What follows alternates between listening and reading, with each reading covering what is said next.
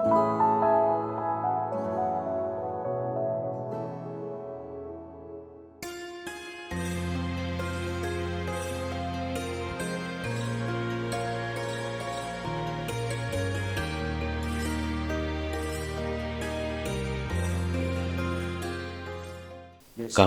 లేదా దగ్గు ఉన్నట్లయితే ముక్కు కుడి రంధ్రం నుండి శ్వాస తీసుకోండి.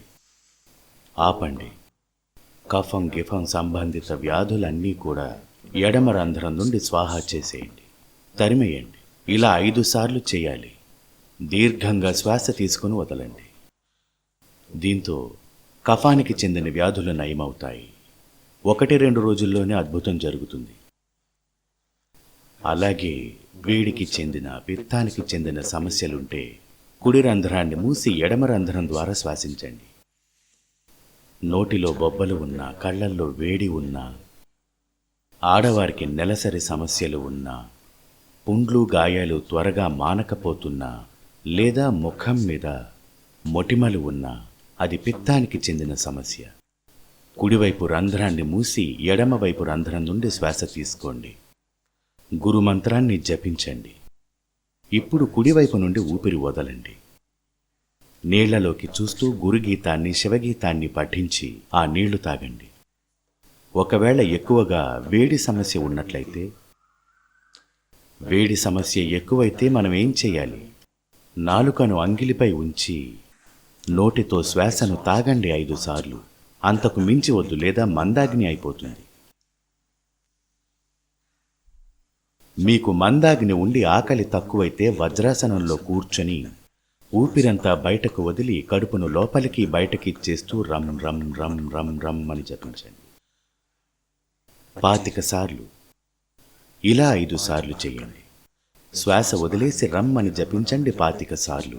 శ్వాస తీసుకోండి. ఇదొక్కసారి. అలా 5 సార్లు చేయండి. జఠరాగ్ని పెరుగుతుంది.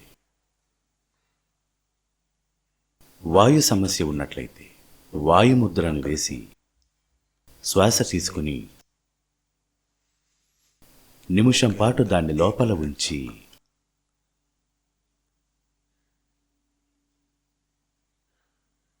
ఆ పైన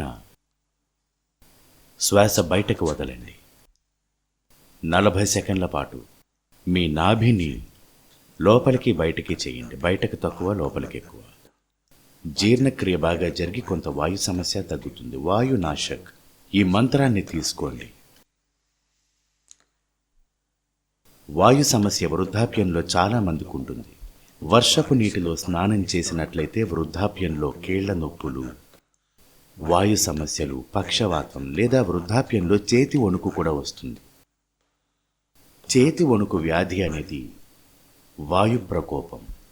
చ్యవన్ప్రాష్ మాత్రలు 2 తీసుకుంటే మీకు ఉపశమనం ఉంటుంది. దాన్ని వదిలించుకోవడం కూడా కష్టం. వాయువు అధికంగా ఉన్నట్లయితే చలికాలంలో భోజనంలో కొద్దిగా నువ్వుల నూనెను వాడవలసి ఉంటుంది. నువ్వులు వాయునాశకం. ఎవరికైనా పక్షవాతం వస్తే వెంటనే వారికి నువ్వుల నూనెతో మర్దన చేసే వైద్యం గనక తెలిసినట్లయితే అప్పుడు వారికి అది 1-2 గంటలు లేదా 5 గంటలలో నియంత్రించబడుతుంది.